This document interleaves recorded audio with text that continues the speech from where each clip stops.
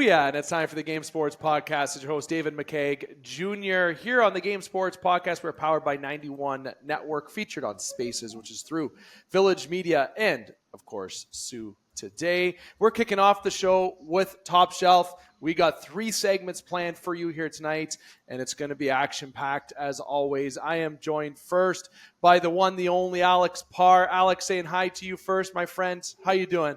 I'm doing well, man. It's good to see you. It's good to see everybody on the other side of the camera as well. I'm ready to get into this. Absolutely. It's always fun chatting hockey. And also going to the GTA region with a nice fancy plasma behind him if you're looking from the video perspective. Brendan McCarthy, I'm going to start giving you a nickname. I'm going to start calling you the Cart. I don't know why. I just thought of it top of my head. It's probably Carthy, Cart. I don't know. I just made up something. The Cart. The Cart. Jokes aside. All right. How you doing, my friend? Just on the move, I guess? Like a go-kart? Oh, I like that. Okay. I don't know. Now I'm thinking Mario Kart. Like, no, I don't want to get too off topic and show my true side of getting distracted. But, my friend, how you doing? I'm doing absolutely fantastic, boys. What's your roll up the rim record right now? Mine is 1 for 13 or something like that. Wow. Even on the digital, yeah, I'm low. I'm batting a low average. 0 for 1. That's it. So here is the move. Quick little hack for the Canadians out there. Tried it today, and he was a little bit rattled, but ultimately didn't give it to me. But I think it could work in the future. Instead of getting a sleeve for your cup, say, do you mind just quickly just give me another cup, double cup this because it's too hot. And if they're on the fly, on the move, they're like, yeah, whatever. Then you got 2 chances at it. Now, he did give me just a regular Tim's, so I think he was a little rattled. But I was like, oh, do you mind just almost had it, but I think it clicked for him. But I feel like if it's busy and on the fly, it's like, yeah, no problem. And it's like, oh, geez, I just gave away a second cup. And if you have points, you actually get digital roll-ups too. Just so you know, if you have the Man, I'll never do that. You gotta have the OG, like use the teeth, use the the thumb and index finger. Come on, get in there. Dave, none of this app roll up the rim, digital roll up the rim. Screw that. Dave, you look like a guy with dainty hands. I'm sure if you asked, they would buy it for sure. So I'm sure they would definitely give you 2. 100%. And I feel like if I just, kind of guy. I'd be like, hey, help a guy out. The sleeve, it's not enough. I need to keep my fingers protected here. Like it's just the delivery of that. Maybe a little words in Italian with using the hands. We'll see. Fellas, we got a segment for you. We got a segment to get into, sorry. And, of course, if you're tuning into from a video, audio perspective, wherever you tune in, like, follow, subscribe, social media at The Game Sports Podcast, TikTok, Facebook, Instagram, Spotify, Amazon. I could sit here until the whole 20-minute mark and get through everything where we are and all the reaction, but not enough time for that. To search us, you will find us. Now, we're going to go into first kind of, I'll call this like around the horn, and not calling it that because that is, but we're going to go around the horn on this segment. And I'm going to start with trade deadline grades. Okay. I know it's a little bit past the deadline, but we obviously haven't had a segment together since the deadline has passed when it passed last week. And we've got to see a few of the acquisitions that were put into play. If you're a Leaf fan, you saw Lawton and Carlo. If you're a Florida fan, you saw Jones jump in. If you're an Ottawa fan, you saw Cousins play. So you saw a lot of movement at the deadline, lots of good moves, some surprising moves, especially if you're Pittsburgh acquiring Luke Shen and Novak and getting rid of Bunting. Obviously there's some trades that caught by surprise. So I'm going to put you guys on kind of right on the spot at first, Alex, kind of giving a random grade to 1 or 2 or 3, how many teams you want to give a grade to. I'm not going to follow, let's go down the list. Give your reaction about the deadline that maybe stood out to you. I think the team that did the best for what they need, they're going to get an A from me. A for Colorado Avalanche. Oh, I had them too, Parr. I think bolstering that center position for them in both Charlie Coyle and Brock Nelson's huge. I mean, I didn't know Coyle was available, but we all knew Nelson was a big talk going into trade deadline. So I think bolstering the center depth for them is going to help a ton. And I think a little underratedly, bringing in Eric Johnson just for maybe that spark in the room. Sure, he's your 7th defenseman. He probably won't play a ton, but a guy that knows the organization, they know him, the fans like him. I'm pretty sure he was on that team when they won the cup as well. I think that's an underrated move for the locker room. So I'm going to give a big old stamp of approval to the Colorado Avalanche for their trade deadline moves. Good. Now, that's a good answer. Who do you think didn't do good then? I'll give you Parr, who do you think didn't do good? Who didn't do a good job? I don't know why the Ottawa Senators made the trades that they did. I don't know if I would give up future anything if I'm the Senators. Maybe like some low stuff just to bolster the roster a little bit, just to say, hey, we noticed you guys have had a half decent season. Here's a couple moves, but I don't know. Second round picks out the door, top prospects out the door. I don't know. And Norris, I think, is the best player in that trade with Dylan Cousins. Ooh, I know Norris fan. Yeah, I think he is the better player. He just can't stay healthy, where Cousins has more games that he's able to play. I'm just an Ottawa hater probably, and that's just probably my Leafs bias, but I don't know if I'm them, a team that's just teetering on making the playoffs with a roster that might not be able to repeat it next year, if I'm going to be the guy giving up futures and high-end futures just to give them a little push for maybe just 1 year. Good answers. Cart, I'll go to you. I was almost like, sorry, who? Do we have another guy on here? Hart? I got to get used to that, Davey.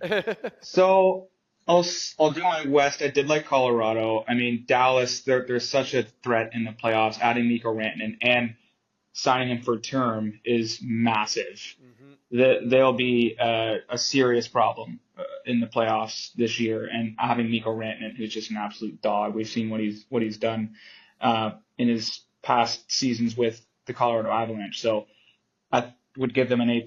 And then in the East, I actually don't mind what the Sens did. Yes, as Parr alluded to, like they did give up a lot. Dylan Cousins, though, like he was itching to get out of Buffalo. He seems elated to be in Ottawa. Has a smile ear to ear every time I've seen him on camera since coming to the nation's capital. And he just looks dog determined to be there.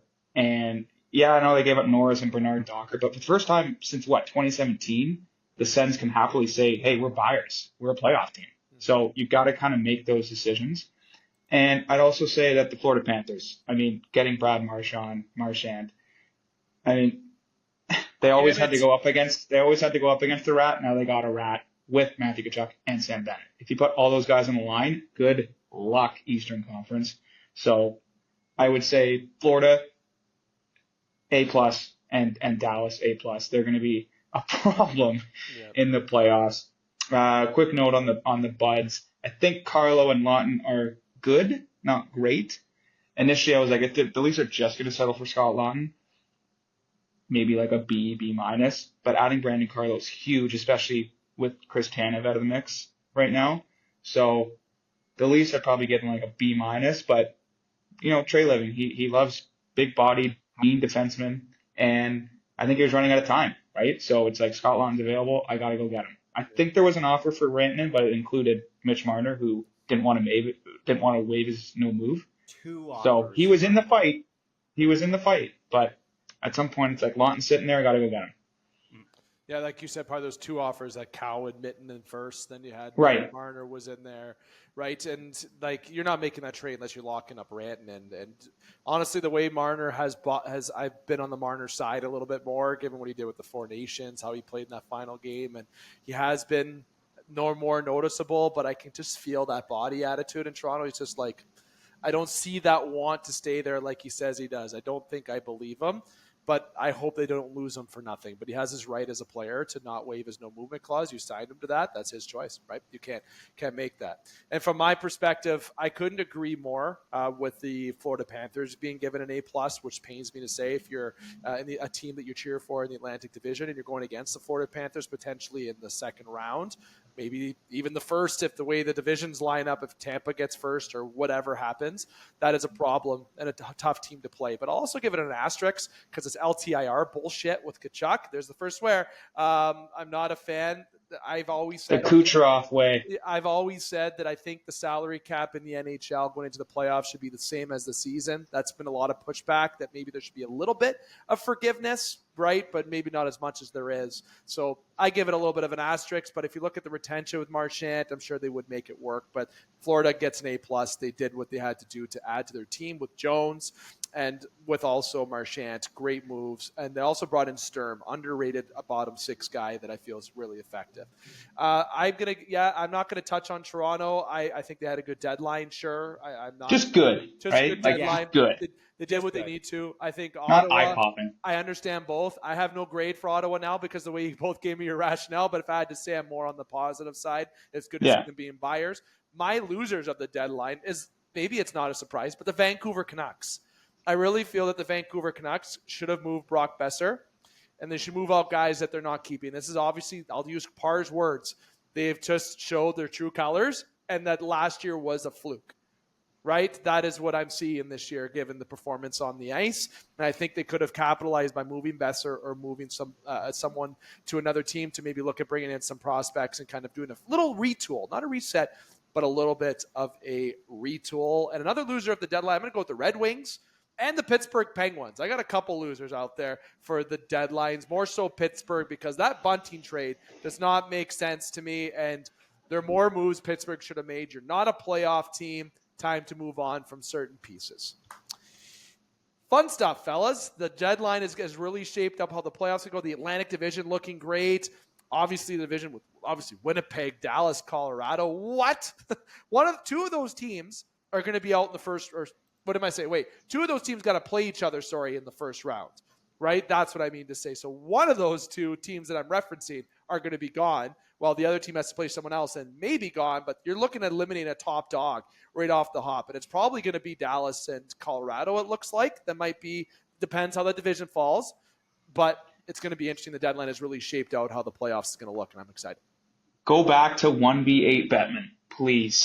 Like 1v8. Yes, 1v8. You know what? Next week we'll dive into that more, along with the overtime format, because I know I promised we would dive into that. But other piece of news, Alex Ovechkin knocking on the door. I think you can hear the knocking on the door. We were talking at the beginning of the season, is he going to do it this year? Rewind the clip. I said yes. So I said no. I am pumped. It's going to happen this year. There's no chance it doesn't. And when he hits that 5 and under, I am going to tune into every Washington Capital game to see that piece of history. It's going to be exciting. I think it's great. Literally, no matter what happens to him in his career right now, something tragic happens, he's the best goal scorer of all time. The best goal scorer of all time. He has that title. I don't care what happens. And he's not going to retire until he passes it. Let's get real. Guy will be, if he had an injury, he'd come back at 43 just to try to break that record. Okay. He's not going anywhere. He would Jaromir Jagr it until he's able to get that record.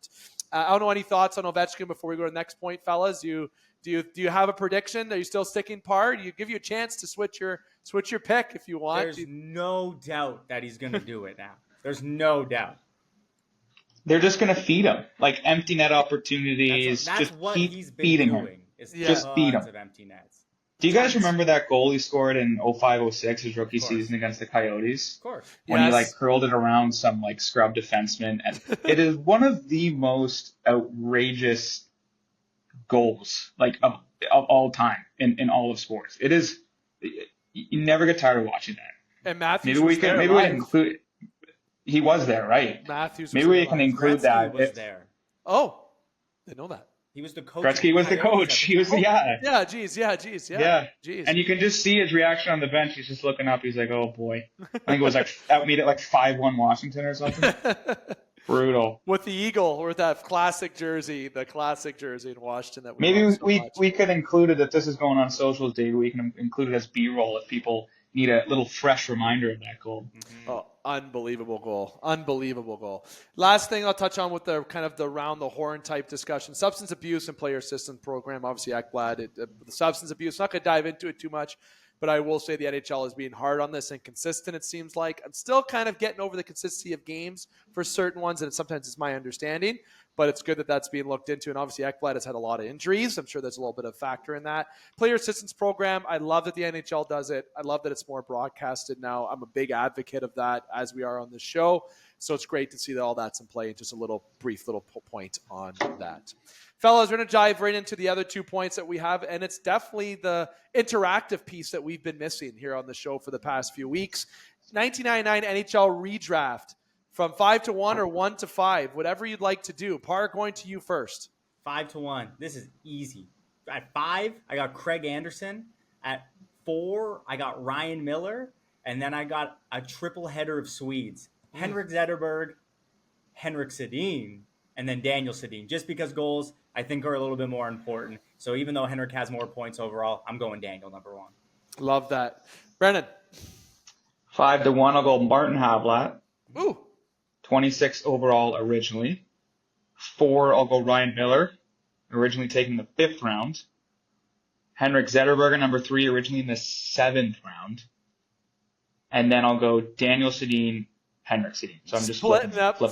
Yeah, remember splitting the Twins. I love that. Remember who went first overall that year? One of the biggest busts ever. Patrick Steffen. One of the biggest busts and a brutal empty netter miss against the Oilers that I will never forget. Marty Turco told me about that in person, and it was a gasp when, like, he wasn't chirping. He just said, it's iconic. It's embedded into the brain for Dallas fans. Going with my usual way, New York Islanders are proud to select with the 5th overall pick, Radim Verbata. With the 4th overall pick, the New York Rangers are proud to select Ryan Miller. Oof, that would have been wild to have Lundqvist and Miller on the same team. Vancouver Canucks are proud to select with 3rd overall pick, Daniel Sedin. 2nd overall pick, the Vancouver Canucks are proud to select Henrik Sedin. And with the 1st overall pick, the Atlanta Thrashers go with another Swede, 1st overall, Henrik Zetterberg. And it was really hard keeping Craig Anderson off that list. Parr, I originally had the same list as you until we started recording. That would have been the second time, but it didn't happen. And I had a quick little mess about Patrick Steffen. Thanks for saying that, Brendan. That's cannot be more in agreement to that. One of the biggest busts, along with brutal Alexander Daigle. Who's the bigger bust? Maybe that's another conversation. We'll tease that. 3 questions for us, fellas. We're going to try to get into this in the next few minutes here. We have 3 questions. We're going to do kind of a blind ranking or kind of a quiz question that we're going to ask each other. It's going to be freedom here from whatever way we want to ask it. So, Parr, I'm going to go back to you first. I went to you first a couple times here because you didn't share what your question is, and I'm eager to know what it is. So me and Brendan are going to go back and forth. Well, not back and forth, but we're going to choose a ranking or choose the answer unless you have it between one of us, whatever your situation is, and then we'll go to Brendan, then me last. So kick us off with these interactive questions that you have. Feel free to work together on this one or give your own answers. Doesn't matter either way. I want to know, out of all the teams outside of the wild card, but in a playoff spot, do you think is the biggest fraud? We've got the Panthers, the Leafs, the Lightning, the Hurricanes, the Devils, the Capitals, the Jets, Stars, Avalanche, Oilers, Kings, Golden Knights. Oh, wow. Okay, let's go with East and West, Brian. Let's choose one from the East and the West. Okay, frauds, Carolina Hurricanes. Yeah. Ooh, okay. That's the East. You know what? Yeah, I'm siding with you on that. I'll say Carolina. I say Carolina. Western Conference. Brennan, what do you got for the Western Conference? Western Conference. You want me to run through the teams again? Sure. Jets, Stars, Avalanche, Oilers, Kings, Golden Knights. The West is so loaded, Davey. Yeah. It's hard to pick. I kind of want to say the Kings. I really feel I'm not sold on the Kings, especially in net. I'm not sold on in goal. I don't know if they're frauds though. Like they always draw the Oilers every freaking year, and it's just like it's tough, man. It's like hard they actually play them well. The Jets are sick. The Stars are sick. The Avalanche are sick. I think Minnesota's good. I think they got a good squad. They're a wild card. Yeah, they are. Golden Knights are who they are. Blah. And the Oilers are. They made the Cup final last year, so it's hard to pick anyone else because the Kings all those teams haven't gone past the first round. But the Jets also are having any playoff success. So, but I've complimented them all year, so I feel like it's hard to go against them. I'll let you pick this one because I picked the East. I'll say the Kings. I'm going Kings. Okay. All right. Kings. All right, Brandon, you're up. Yours.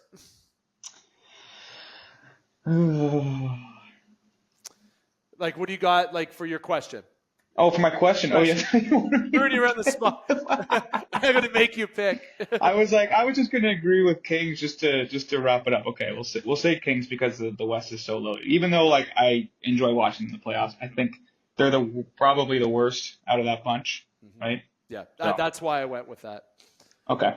All right, we'll go with that. My question for you guys. Which team would you rather see the Leafs play in the first round, Tampa or Ottawa? I'll go first. Easy. Why are we gonna galaxy brain this? Are we for real? Yeah, a Are we little bit. actually so for real? Are Yeah, we? I think so. See? Think It's about it. It's the tough. Senators. No, it's not even close. Like the Senators haven't been to the playoffs since 2017. I don't care what the regular season shows. I don't care at Pesky all. Sens, dude. Pesky Sens. I'm That's what more I'm saying, scared. Davey. I'm more scared about the Sens than the Lightning because Toronto beat Tampa. You guys have been hurt by this franchise, and I don't blame you. That's all this team has ever done to us. But if you're actually at the point where you would rather face the Tampa Bay Lightning, who have won 2 cups and have Andre Vasilevsky in net, than the Ottawa Senators, who may have spanked you a few times in the regular season. But back when the Leafs were making the playoffs all the time, all they would do is kick ass against the Senators. In the early thousands. You guys are galaxy braining this too much. Go. Here's the one thing, no Parr. 2022, they took the Lightning to 7. Okay, coin flip. They lost. 2023, they beat them in 6. So they're familiar with them. They have solid Vasilevsky. Keefe went toe-to-toe in terms of coaching tactics against Cooper. Now they have a winning coach in Berube, right? So there's familiarity there. And if you lose again in the first round, does it suck? Does the laughingstock that the Leafs are jokers continue? Failure. Yes, Yeah. but it's against Tampa. It's like, Jesus. Then the small little footnote is we got to change this playoff format because the Leafs just get the best teams every year. If they draw Ottawa in the first round and lose, that is 2021 vibes written all over it when they blew a 3-1 series lead to the Canadiens.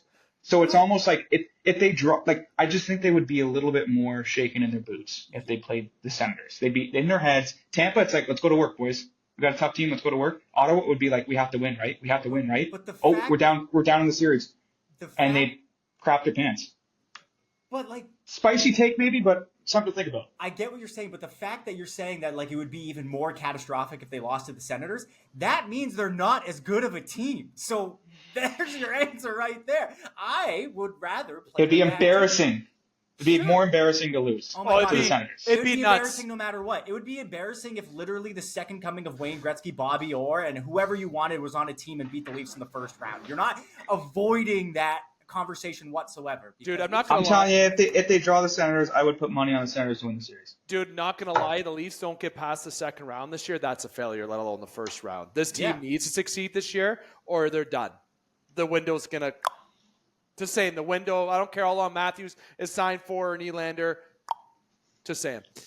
I like that. We'll go back to this, maybe, boys. Third and final question. Oh, we're a little above, but I want this question. 6 iconic moments without knowing what's coming next. 6. Okay. Yeah, I'm going with an odd number. Probably should have went with mine first, given the time. Number. Yeah, sorry, I said odd number. Yeah, it's great. It is Wednesday, ladies and gentlemen, day of recording. All right, I'm going to name them. You rank them.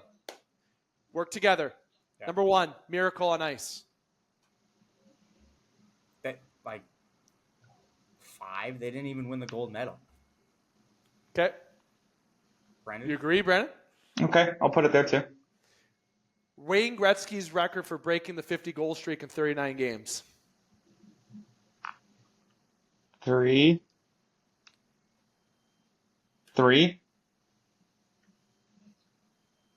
Sidney Crosby's golden goal. Uno. Mario Lemieux's return after cancer.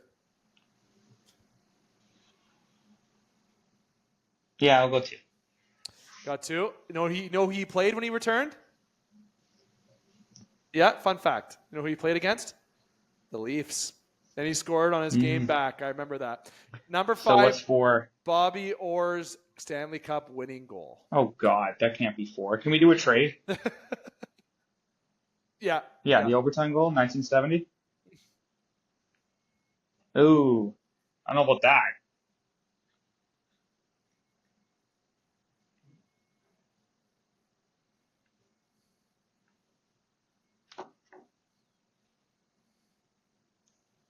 Okay, 6 or 4?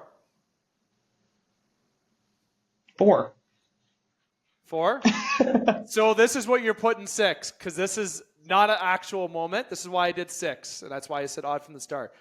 Ovechkin passing Wayne Gretzky in goals, because that shit is happening, bud. That shit is happening. So you guys are gonna have it 6. That's fine, but I had to. I think we put 2 at 4 by accident, though. So something has to come out. I think we put something else. Oh, you got some part. iOS knows it's my birthday coming up in a couple weeks. Oh, early. Hey, you know Maybe. what? I had it as an odd question. We can just call it as a 5 if that's fine. Okay, that works. So number 1, you had the golden goal. Number 2, you had Mario Lemieux's return from cancer. Okay. 3. Number 3 is where you've decided to put Bobby Orr. It seems correct. Is that where you decided to put Bobby Orr? It's all jumbled now, but yes. Yeah, where you put Bobby Orr. 4 was Wayne Gretzky on his streak. 5 was the Miracle on Ice, and 6. Oh God. And 6 would be Ovechkin passing Gretzky because it has not yet happened, but it will happen. It will happen. Okay, we'll come back and rejuggle then. Love that. That was my loop for the day, fellas. But that is the top shelf segment for today, and we hope everyone enjoyed all the clips that we're going to have for this and that we're going to be posting. Follow us on social media, Facebook, Instagram, TikTok, at the Game Sports Podcast. Make sure you follow us on 91 Network as well. But fellas, Alex, thank you, my friend. As always. Brennan, the cart. Thank you, sir. I'm going to keep on keeping on. Keep on keeping on. And big games this week, especially in the NHL, for some standings movement, especially Toronto against Florida. Going to be certainly very, very interesting. And I'm liking what's going to come down the final stretch in the NHL season. I bet you the Leafs will lose to the Sens on Saturday. We're recording this March 11th? 12th. 12th? Pardon me? Wednesday, March 12th? Yeah, I think they'll lose this Saturday against the Sens. Sorry.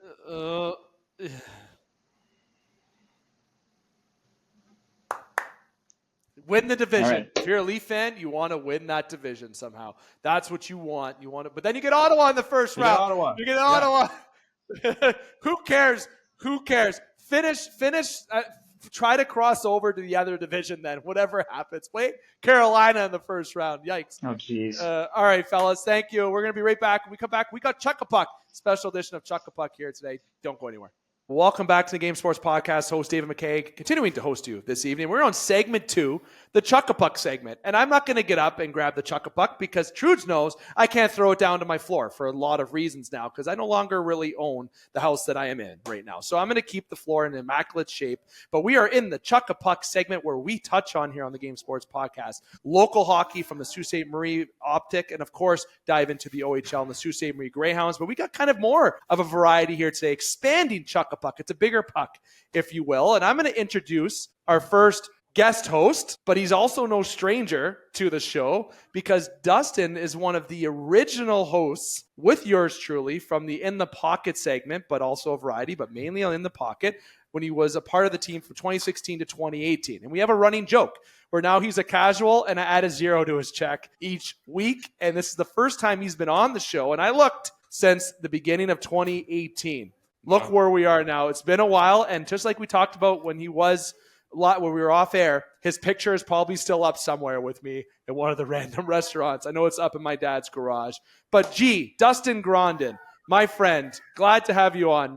Yeah, thanks for having me, Dave. I know this is the first time since 2018 when you gave me a time that you were actually on time. I used to just be sitting in a bar at SportsCenter waiting for you to show up. And by the time you got there, I was already burnt out, so to speak.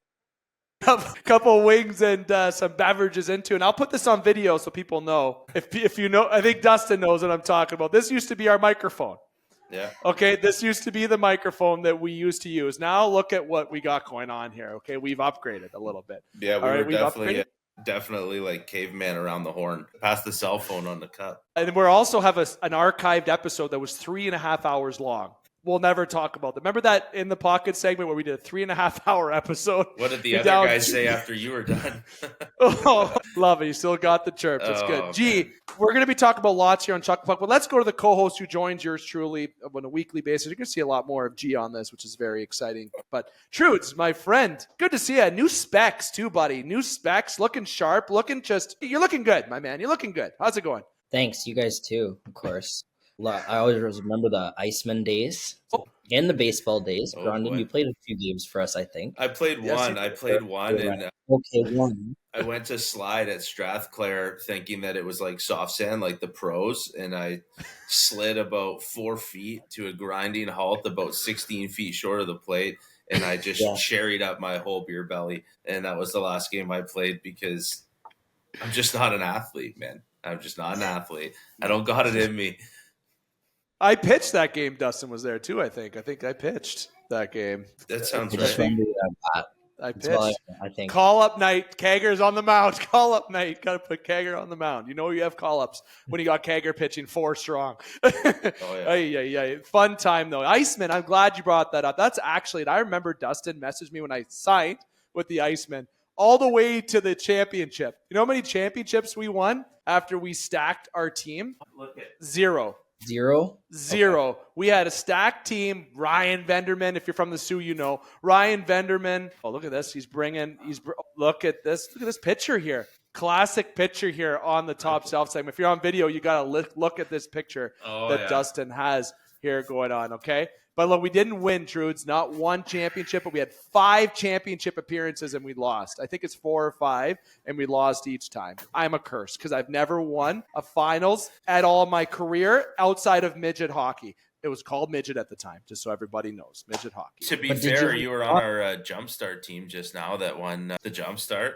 That's my first tournament win in almost a decade. That is unbelievable. I've lost in the finals across the river. Now I haven't won 3-on-3 since I was 25. Nope, all losses. LLLL. I am a curse. All we needed, Tiger, was a still sharp Blake Spears. He helps. Blake Spears on the roster, former Hound, very helpful to have on the team. And he's very competitive, Blake Spears as well. A very competitive lad. But fellas, we got Chuck-a-Puck. Let's dive into it. Sioux Greyhounds, look, playoff pushes are now here upon us. We're hitting near the end of the season. There's lots to touch on with the Hounds. Trudes, I'm going to go over to you first, kind of tee up what's going on for the Hounds this week, and we'll go from there. Yeah, thanks, Dave. Yeah, really, really solid weekend of hockey for them this past weekend. They managed to salvage a point against a very good Oshawa team who's third in the Eastern Conference, and they outshot Barrie 45-19. Unfortunately, gave up power play goal late, leading to a regulation loss, but 2 really strong performances against some top teams in the East. Not sure if we can ask for much more than that. So I can imagine that they're excited to get going on this road trip where they take on Windsor, Sarnia, and Flint this weekend. I'll be in attendance tomorrow night in Windsor, so I'm pretty excited about that. Going to visit strikeout co-host Connor Henderson. So we're gonna catch the boys in Windsor and hopefully can steal a point there. And then 4 points, looking good in Sarnia and Flint. I imagine they're expecting 4 points out of Sarnia and Flint this weekend. So it's gonna be it's biggest weekend of the year. Pivotal weekend. Hey, Dustin, I'll go to you to spin off on that huge weekend for the boys in red. Yeah, I mean, I think going further back to the last 2 games, and I see Trude's there all the time, and obviously I'm there every game supporting the boys. But what a shame the loss to Barrie was. A late goal sunk them, but I mean, if you were in attendance, you saw a Greyhound team that was structured, hungry, winning every puck battle against a very, very good team. It's unfortunate that they let a power play goal in because they had cleaned up. Last time they played Barrie, Bo Jelsma does this thing where he shoots into the bumper and he finds that soft ice, and it's oftentimes on puck side, and they like to work it up the sideboard and into Bo Jelsma for a 1T in the bumper slot. And it got them when they were in Barrie the last time, which they played very, very well, and they let Bo Jelsma score that one. They don't let Bo Jelsma score that one this time, but they let up a power play goal. And that's just a sign of a good Barrie team too, adapting, right? Like, good teams can play a B- game and still find a way to win. And that's kind of what Barrie did. But I mean, you couldn't walk out of the rink thinking that the Greyhounds sold it. The Greyhounds did everything they could through the entire repertoire in the kitchen sink at Barrie. And I was extremely proud of the boys. I don't even know if I could say that. I guess they're not my boys, but a lot of them come back home. A lot of them come back home after. And, I think they knew they played enough to win by more than a goal and lost by a goal. And then on the flip side, I think Oshawa was a bit of a tougher night. Oshawa obviously loaded. Andrew Gibson obviously patrol the blue, and they've got some other feisty guys on their team, and they got Richie and Seneke, and they did a good job shutting the big dogs down for a long time and keeping that game tight. I mean, obviously, rumor mill swirled, and Owen Griffin scored a nice, shootout goal, and I think maybe he was one of their targets and a nice young player. But again, we did enough to pull a point out, and when you get down to the last little bit here, that point's going to be huge, I think. Massive. because for people who are on the fan page, I've been a little bit more vocal lately. And one of my hot takes, which I don't think is a hot take, is I think the Hounds will finish seventh.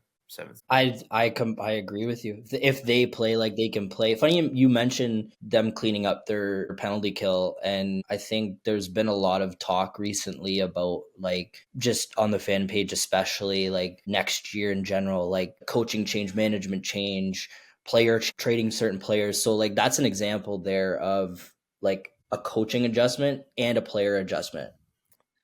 Well, one happened and then the other happened, right? It's punch, counter punch. Right. And that's just Yeah.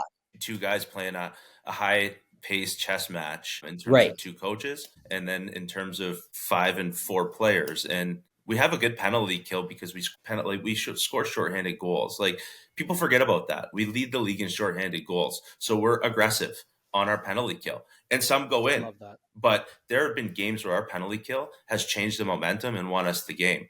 And there was one just recently where we scored 2 shorthanded goals right here at home, right? And games are not part and parcel. There's a bigger picture, and people have to stay positive and not lose sight of all the good amongst some of the tougher breaks. Yeah, I think that's huge. Just that's a positive example. It's a good example of what this team's like trying to do and how they're growing. Because ever since the start of February, this team has kind of like you've seen that penalty kill like just go so much more aggressive. Like so it's confidence, and they're actually finally getting there. We had a good chat the other night. How many players on this team is it their first year of major junior hockey? And the players that did return didn't see a lot of ice time last year. So that development has taken time. Now it's like, and it's still like it was supposed to take a lot of time. So that's huge. Barrie, they obviously, like you said, played a B- game, and it was mentioned in Peter Ricci's article, like they're so good of a team that just 3 simple, tiny miscues end up in the back of your net. And that's just a sign of playing a good team. But yeah, 2 amazing games on the weekend. Like, I think too, like I'm with you. I think they're going to finish 7th. Yeah. If they continue this train. So looking forward, this is obviously public knowledge, so I'll just read you off Sioux's remaining games and Sarnia's remaining games, right? We're hunting Sarnia, right? So we have Windsor, Sarnia, Flint, Sudbury, Sag, Sarnia. So there's, an 8-point swing in 2 games between us and Sarnia, just right off the bat. I feel like we have Flint's number. I think we play Flint well. I think they're a tough team, but we've managed to get points in Flint games, and I think they're a comfortable team for us to play. Let's be quite honest. Windsor is heavy team, hard to play against. The boys are going to go out and play hard, and Windsor's had a bit of I believe they've played some heavy hitters recently too. I think, the London was on the docket recently. So it's like, you never know what you're going to get. We're on the road. They're at home. If we can steal one out of Windsor, that'd be amazing. But, in the Flint, Sudbury, Saginaw, those teams are not, they're good teams, but we're not having to play the London Knights. We're not having to play the Oshawa Generals. We're not having to, I think those teams, they're beatable. They're beatable for the Sioux if we show up with, the energy level and the compete level that we've been playing with for the last, I don't know how many games, but I'd say 15, the last post Christmas break, we've really turned a page and started to see the incline in the development of some of these guys who are just finding their footing in the OHL, right? They could be 17, they could be 18-year-olds, but they have 35 games played in the OHL.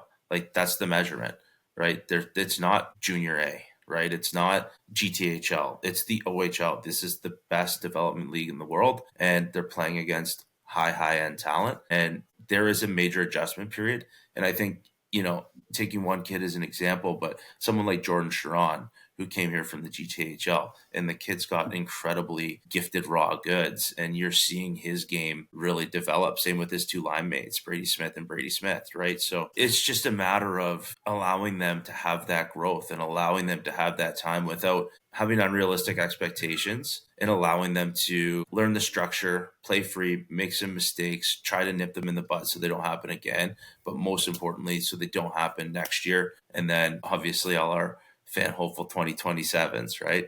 That's what we're licking our chops about. But Sarnia has Erie after that big fight. Who knows what Erie's got left? I mean, there are a lot of distractions in Erie. Head coach is suspended now, but then they have Sioux, Barrie, Windsor, Flint, Sioux, you don't really want Erie, Barrie, Windsor coming down the stretch. So we got to win both Sarnias, and we got to steal another one of those games. And here we are knocking on seventh's door. And I think, and I've talked about this on a lot, the playoffs is so pivotal to the development of the youth on this team. And no matter how many games you get, if it is 4, if it's 6, 5, 6, 7, or more, if you have a Cinderella story and you go on, that's even much more cooler of a story. But just getting games, no matter who you play. And of course, I think it's better that you finish in that 7th area because of who you would be playing in the first round if you finish in that 8th, right? Which is quite challenging, despite how cool it would see to maybe see these London guys come here and play some games. No, you want to see the team get as many playoff games as they can. To be frank, we don't see them winning this year. Okay. You don't see that happening. If there are Cinderella stories, right? But let's be realistic here. And that game that's going to be happening against Windsor, the first game, the game that you and Connor are going through, Trudes, I think that's a great way to start a road trip, to be honest with you. And I'm not taking it just from experience or from a direction, just from overall knowing starting a road trip against a team that's tough off the hop sets the tone for that road trip, can set the pace for the weekend going into. And when you start off against Sarnia, you're right off the momentum of the other game, win or lose, and playing at that pace. I think that's a good momentum center, win or lose, going into the rest of the games for the weekend against Sarnia and also against Flint. The game that, of course, that I'm highlighting is that final game, Sunday, March the 23rd, right? I think that's going to be a massive game, right? You're going to the last game at home. The GFL is going to be rocking. That Friday game against Saginaw, you got graduation night, so something to look forward to there on the 21st. A little promotion for you there to the OHL hub, to the Hounds there. But that last game is going to be great, and I think that's going to be getting in for that. You're going to see the team, the win or lose. I think that's where you're going to see, okay, this is who's finishing 7th and who's playing 8th. And, like I said, the setting the tone for the weekend, that game against Windsor, I think is great, opposed to having to play them at the end of the weekend. I'd rather them play them first going into the weekend. People may have a different take on that, but just from experience. But again, this is a team that getting that playoff experience is pivotal. And there are some tough games in the schedule. We talk about Windsor. We talk about Saginaw be a little bit tough. They've had some tough challenges. Overall, you got, when it comes to Sudbury, middle of the pack team, some tough tests in there, but games that are winnable, and they prove that they can skate with the big dogs. The game against Barrie, exciting, right? The Oshawa game, a lot of guns on that team. Saniki was one guy you mentioned. Gibson, former Hounds, of course, who's a World Junior standout and the best defenseman, in my opinion, on Oshawa after they brought him in. So they were games that were exciting that they weren't technically out of, they were in these games. So overall, I think this weekend is a big test, but also a good set the tone for the playoffs. The playoffs start not just after the 23rd. Playoffs started maybe arguably last week, if you think about it, trying to get into and try to stay in the playoff spot and move up. But I would almost like to say that the playoffs, the mentality has to be that it starts now. You're playing playoff hockey now. Your mentality is must win games, get into the playoffs, go in the playoffs with momentum, and a bit of belief that you're going to be, maybe you could be that underdog story maybe if it's against Windsor. Obviously, finishing 8th against London, the belief is a little bit less, but anything can happen. Good points, though, G, with bringing up good teams find ways to win. We see that. Unless you're a Toronto Maple Leaf fan, you see the other way around, where they shoot yourself in the foot. But the teams find good teams find ways to win, and that's what happened this past weekend in the circumstances with the Hounds. Yeah, and there's the other half of that too. Is you have to learn how to win too. Right. So that's part of the process. I could tell you from experience this year coaching the core team, tough losses and unexpected losses and, different adversities that are thrown your way. It's healthy. It's healthy because for us, and obviously I think this is going to be a later story, but we had, I think, disappointed ourselves in a lot of ways in North Bay and Niagara and Burlington in our tournaments. We played pretty good hockey in Niagara and Burlington, but we didn't have the ability to finish the game on the winning side, right? We were either ties or 1-goal losses. And all of that, obviously, I think came to a head in the playoffs and at Nassau when we were finally able to break that mold based on kind of the lessons that we had learned along the way. And I think in the OHL, but with the talent level and different kids coming in or young men, I should say, you do have to take it on the chin. You have to learn that you hate losing. You have to know how to respond to adversity. You have to be in the pressure cooker because the pressure cooker only gets hotter the more successful you are and the deeper runs you want to make. So you have to learn how to come out on the winning side of these. And so I think there's value in some of these tough losses too. And I think that's the only way you can really look at it when you're dealing with young competitive men or women. This isn't a gender thing. young competitive people, right? You got to just teach them that there are lessons to be learned in victory, but in defeat as well, right? And it's just to keep going. Like that. Trudes, before we go to Dustin for the last two topics, we're going to talk about billeting. Very excited about that. Different piece of content that we haven't touched on the show. I know we're going a little overtime, but it's fine. You got a special guest, you get a freebie. We'll just borrow from Justin. Justin doesn't mind going a little bit quicker than longer with me. So, and also we're going to touch on the high school points that Dustin already touched on. So, Trudes, any final points going into the playoff push or based on any response back from what Dustin said? I think too, the one thing that we maybe have forgotten about because it feels like January, February was so long, I think just being because it's winter, but this team wasn't even healthy until 45 games into the season. Like, we're looking at a team that was missing 2-3 veteran players up until the 45 game mark. So this team isn't how they're performing right now, all healthy, is probably closer to how the team would have performed all year had they did not go through the injuries that they did. Remember, we mentioned that a lot in the fall, the injury bug hitting the team, 1-2 a night, just going down to injuries. So, well, and I think if you run down the names too, right, Trudes, if you think about guys that, and whether people know or not, and I'm not trying to spill beans, but Owen Allard's played very few games. Caden Carlisle has been dinged up all year, right? Whether it's different things he's playing through, getting pucks to the face, going through that kind of stuff. Spencer Evans. I mean, that guy has just taken an absolute beating this year. Extremely unlucky, and we're relying on him. McConnell Barker was hurt at the beginning of the year. Brownie's had some injuries, right? So, and then, Gibson was away for World Juniors, and there was a lot of, there was a bit of a cloud above the Gibson head because everyone kind of knew we were saying goodbye to him and we love him.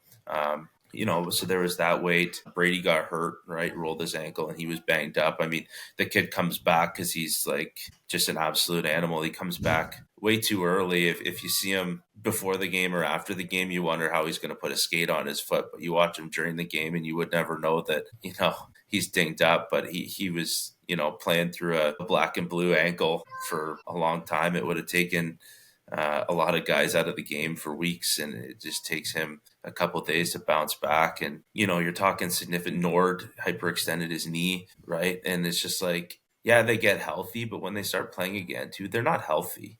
Don't kid yourself, they're not full pop. It takes them a couple of weeks to get back going, and we just juggled however many names I just told you, and they're guys who are meant to play important pieces, and then everything's not gelling. Then we get Sharon, which was great. Then we had to get people to come, and we've ended up with some really unbelievably talented kids in Jordan Sharon and Chase Reed, right? So silver linings here, but yeah, man, we were hurt. And then that's the thing too. You miss a couple weeks. It's not just hopping back on a bike. Hockey shape is unbelievable. It's different. You have to be in great, and these kids are or these young men are, but missing 2-3 month of game shape of game reaction, game speed, impactful. That's huge. That's a odd, long period of time to be out. So yeah, this, I think they're about 500 in their last 10-15 games, and with a few more bounces they could be above. So the proof's on the film, man. Proof's on the film. Yeah. Watch it shift to shift. That's all I gotta say. It's I've watched every shift. I've watched every shift this year, right? So it's don't check your phone at the end of the night and be upset. Go back and watch the shifts. And if you leave their games upset about the effort, you just got to reconsider, man. You got to reconsider what you think is effort, because those boys put it out there since Christmas. Those kids, those young men have been putting it all on the ice. Good points. Fellas, 2 points we'll get to at the Greyhounds. Big games this weekend. Make sure you tune in and support, even from afar, definitely. And positive interactions all around about these young men. Now, Dustin, I want to dive into billeting. Yep. It's a different piece, and you know what? It's something you don't hear on podcasts, okay? And that's why we're buying more time with this segment, because of the 2 points I want to touch on. One, the billeting, and two, I want to talk about the high school piece, because they deserve to get more love than they get for recognition. But the billeting piece, different piece of content. You and I chatted off air saying this, bring a different piece. And people can be involved in billeting. You do billets. So I want to give you the floor about how you want to go forward with this topic, about the experience and kind of the importance of it and the effect of it, what it does for the player and yourself, whatever you'd like to dive into for the next handful of minutes or so regarding billeting. I think it's a wonderful topic to bring up and share with our viewers and listeners. Okay. Trude, you got any questions or where do you want me to start here? I just went to a whole different direction there. So, Trude, you know what? Well, yeah, go first. Trude. Actually, Go. this kind of really works out, and we didn't even really plan this, but my parents actually just submitted a billeting application the other day. So they're looking forward to hopefully hearing some positive news in the near future. So I guess what is maybe like a week-to-week routine look like for these young men? Like, what do they have to go through on a daily, weekly basis, because they do travel every second week? So what are some things that maybe they have to do to prepare and you help them to do? Well, I mean, first and foremost, Trudes, how was your childhood? It's amazing. Wow, then your parents will be great billets, buddy, and they're hockey fans to boot. You know what? Taking in a player is like adding another child to your family, right? If you don't look at it that way, you shouldn't do it. That's well just the brass tacks of it. Week to week, he gets up and puts his socks on just like me. Sometimes wears pants, so that's good. But they're out the door. The way the Greyhounds operate their schedule, they're more like a pro day, and they changed this. I want to say in the second year that I did it, because this is my third year billeting, and they have a more pro style day, so they're out the door at like 8:00 or 8:30, and at the rink early, and they do the bulk of their on ice and rink work in the morning, and then there'll be optional skates in the afternoon, and sometimes they do specials groups or certain guys doing indie work or goalie work. So breakfast isn't a big thing here. They have breakfast at the rink. You know what?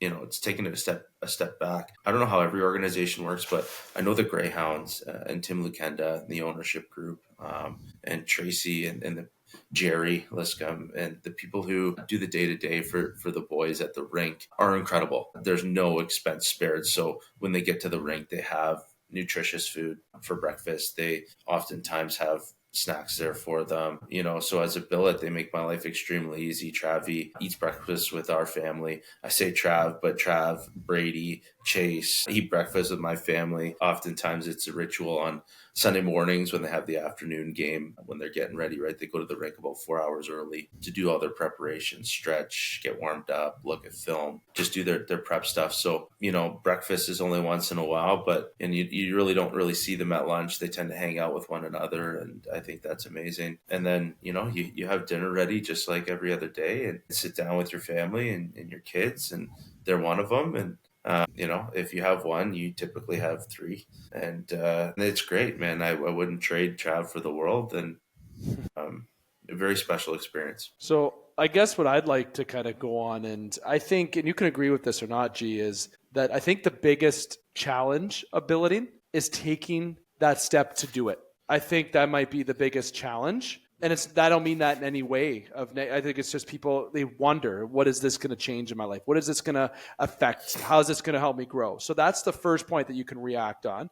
The second point that I'll bring up is, how has billeting helped grow you as connection to the Greyhounds or the community or the fans? Two parts there for you that I'll get you to elaborate on. Yeah, I think getting started, and I think this has changed, and I'm not throwing shade at anybody. I feel like hockey players when we were that age were a lot dumber and reckless. Sorry. You know what? We're good. Segment. That's so true. That's it. We're good.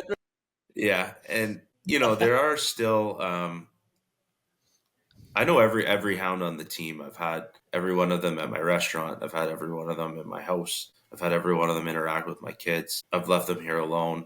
I've never had a single issue. They're all extremely polite. I think a lot of the, character references when they're doing their scouting and making their picks, I feel like the Hounds draft or trade for a certain kind of human being. And so I think the biggest thing people worry about is like, I'm going to have this, crazy young man hockey guy who's reckless and he'll ruin my house and he'll be disrespectful. And it couldn't be anything further than that. That is not even close. The worst these guys do is come over and eat all my kids' bear paws. They're just snack fiends and drink all my kids' yogurt drinks. And that's mostly Kluche. But they're wonderful. They're wonderful young men. And I think it's a privilege to be able to bill it. I really do. I think that once you do it, it's hard to, especially once you spend a little bit of time with the kid, the young man, when he moves in or older. A good example is a friend of mine from Cora took in Jacob Frasca last year, and they're still in touch. And Jacob Frasca was a wonderful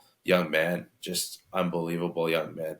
And same with Jack Beck, outstanding character, both of them. And our family billet. So Lisa, my wife's sister, has Brown, and my wife's brother had Dentino for all those years, and that's kind of how it started. And yeah, so I think once you start, and I think if you're fortunate enough that Jerry thinks that you can take care of one of these boys adequately, and not to say that people who aren't successful can't, I think they do. I've spent enough time with all the billet families at the dinners that we go to, and they're all wonderful people.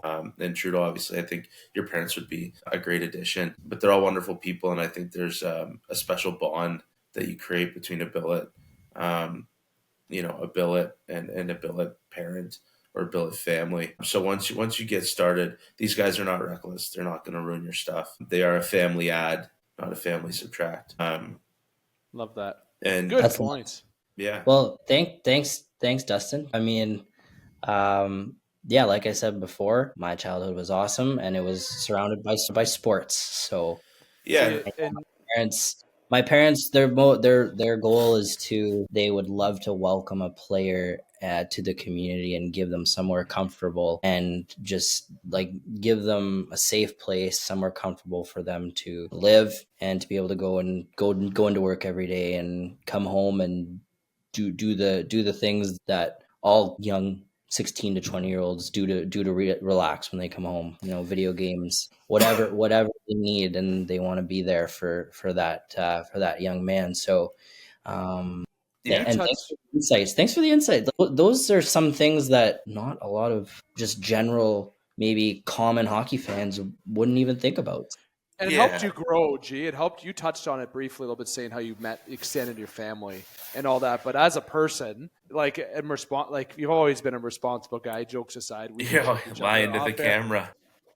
But it does help you grow. It's a different experience, and I think experiences such as this and such as anything in life is a positive, especially being positive, helps you grow in the right direction. Always, we're always growing as human beings. We're growing. It's human nature, and it's good to take that step to do that. And it's obviously helped you grow as a person even further and expand your wings in the hockey world. Well, and they all come with their different personalities. Historically speaking, I had Harrison Ballard. And then I had Julian Fantino, and then I had Travis Hayes. And there's a lot of difference between the three of them. And I love all three, like my own children. I still talk to all three. I hope I talk to Trav, obviously. But and you have to wear a lot of hats, and you have to be ready to. And what I mean by that is, Harrison was fighting for a spot in the lineup every night. He was an amazing kid and so good to my kids. And, we'd sit on the couch and talk a lot about hockey, watch a lot of hockey, watch TV shows. My job as a billet parent, him being, away from his parents and his support, was to make sure that I just kept encouraging him to go and continue to work hard and to earn minutes and try to climb the ladder no matter what. And that was, and he was such a nice young man and a good player. And it didn't work out for him, and he went to the Q.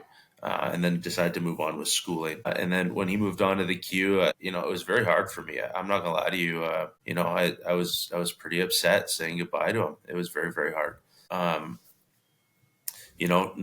that many hours passed, and Jerry called me and said, hey, we just traded for a guy, and we're wondering if you'll take another kid. Because I think at that point, living on the golf course and you have a restaurant to go eat at your disposal, and I'm not bad to hang out with, I don't think. On a scale of 1 to 10, I'm about a 4, which is better than, other people would give most. Me. But,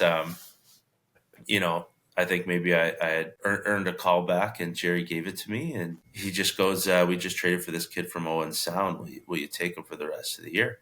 Okay, like my heart still hurts, and let me talk to Christina. And so I talked to Christina. I said, "Well, it's only a couple of months. Let's give it a shot." So I called Jerry back, and I go, "Yeah, you know what, Jerry, we'll do it. When's he coming?" "Oh, it'll land at midnight." Okay, so here comes Julian Fantino, and if you've ever had the pleasure of meeting Julian Fantino, he's a weapon. He's a beauty. We're just two dummy peas in a pod, and that was a totally different relationship. We became almost like best friends overnight. He gets out of his vehicle, looks at me, goes, "What's up, bro?" And I'm like, different, very Gonna different fit than in just fine. Harrison, but hey, right on, man. And I got to know Julian, and we went down, and his mother came up for a couple of times and spent the week at our house and got to take in the games because she could work remote. So we housed him and his mom and formed a really special bond with them. They're wonderful people. And his dad came up for a week one time. And then summer rolled around, and here the Fantinos opening their doors for us. And we spent, I think, 4 or 5 days with them down in Vaughan. They live a hop, skip, and a jump from Wonderland. So, they hosted us, and we spent some time together. And then, saying goodbye to Julian was very, very difficult. But, I still had Julian, and Jerry comes down in the preseason and says, "Dust, we got this kid, kind of a hockey lineage with this family at the Hayeses. Avery, obviously tremendous success in the O, and now having tremendous success in the A, and is a wonderful young man. And Gavin, as all Hounds fans know, not bad. Got a little bit of my scoring touch. I taught him everything he knows. Not really.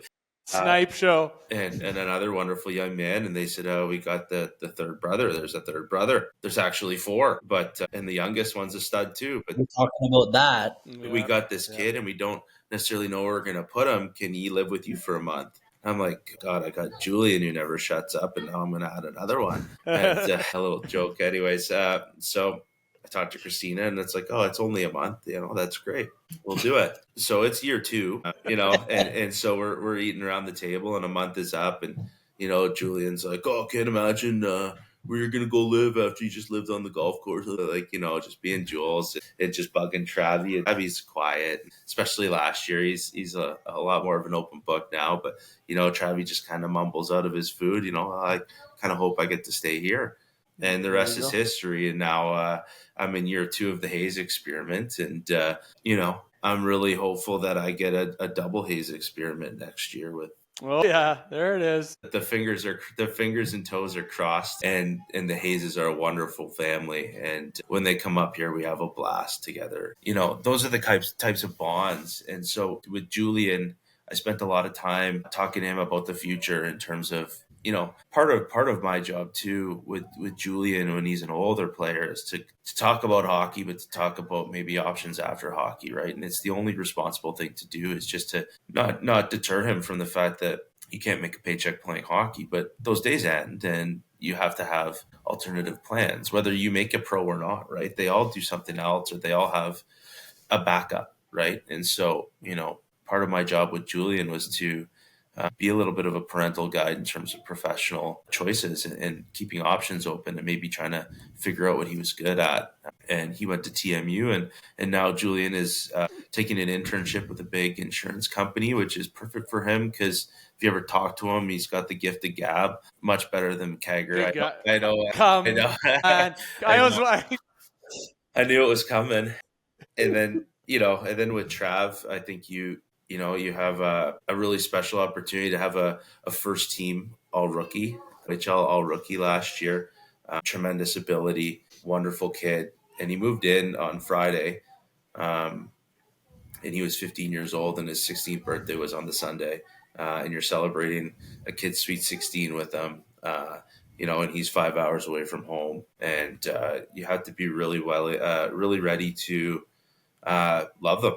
You have to love them. So this is like getting this piece of insight to understand the experience is great. And honestly, hopefully it helps urge people to not only to supply like Trudeau's parents have, but to also consider it. I know I always thought maybe it's something I do, but obviously got a little baby on the way. We're moving into a new house. There's definitely a lot going on at the McCaig house right now for sure, but it's always something that, would be something that would help me still live the dream through their eyes. Listen, when your little boy's JJ's age, do it. Don't even hesitate. They're fantastic. Make sure you have a mini stick room, and make sure you don't care about the drywall in there or the just trim break it or the floor. Anything. Yeah, And I know I know a guy that can maybe put a rink at a golf course, and go for those. I know a guy. He might be a good idea to talk to him about that. But we'll talk about that at a later date. That message was brought to you by Root River Golf Course. No, just kidding. They don't have an ice there yet. But that aside, lastly, I know we went a little bit over, fellas. So, I don't want to take, obviously, just for sake of time, I want to dive into more with high school, but I still want to touch on it because you guys obviously had a big NOSA win. High school hockey has grown. Cass is back in the league. I think it would be good to give it a little brief, get into the highlights of this season and what has happened. And then as we progress into the summer and next season, dive into more of it, of course. But going to give you the floor with high school hockey here in Sault Ste. Marie. Seeing Cass back in the league, thumbs up. And to be transparent, last year I did coaching with Cora. This year I didn't take part into doing that. And obviously, see, when you have McCaig part of this, you win. So it's better not a bad results. thing. Better results. The writing's on the wall. But give us a little background about the high school hockey here in the Sioux and kind of how the progression has been. So we'll transition from the OHL, obviously in billeting, to give a little local love for high school before we wrap up the Chuck a Puck segment today. Sure. I don't know if it's really news to anybody, but high school hockey has transformed in the last decade. I'd say decade. It has been. It's been a long, steady movement. And I think that there's a lot of factors that go into it. But, there's a lot of success stories this year. And I know you kept saying Cass is back in the league, but White Pines is back in the league this year too. Sorry, White Pines.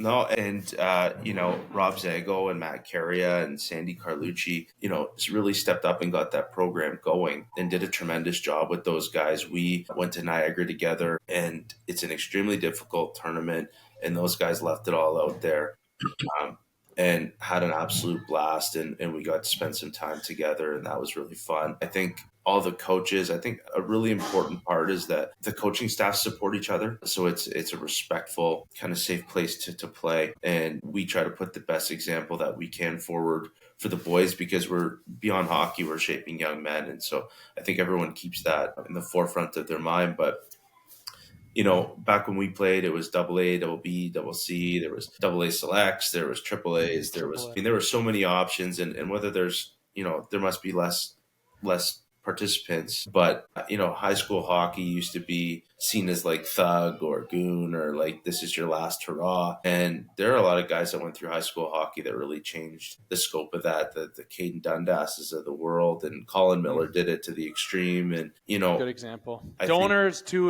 We gotta we'll give love to Michael Doan, of course, who's no longer with us, of course, but obviously a teammate of mine and played against a lot. Hated playing against him.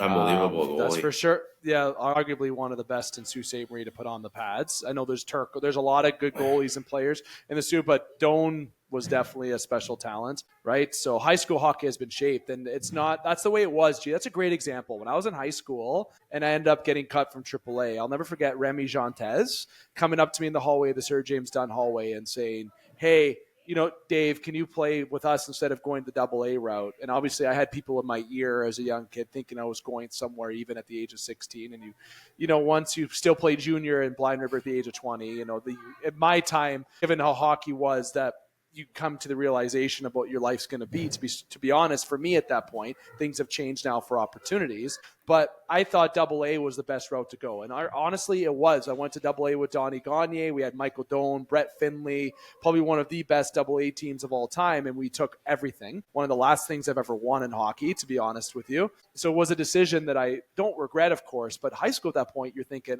this might not be best for my development or my exposure, right? That's what was embedded up here. But that's not the case. Even then, it wasn't the case. It's not. But now, especially, it's been highlighted. I'm happy that high school has had that time in its spotlight because it is a great. It's It's the avenue that's developed very well. Yeah, and one thing I want to make sure we're all clear on, right, is the messaging from high school isn't you're not going anywhere come play high school. It's just a different path to develop. And there are quality coaches and quality players and quality tournaments. And when we travel, into the States or to Niagara or Burlington or any Southern Ontario team, they have AAA players. I never, ever try to recruit a player by saying, where are you going? Right? That's not the message. It's, a lot of times we've worked really hard at Core, and we're very lucky with where we're at as a program to have a lot of high quality players come and approach us. And my messaging is simple to them: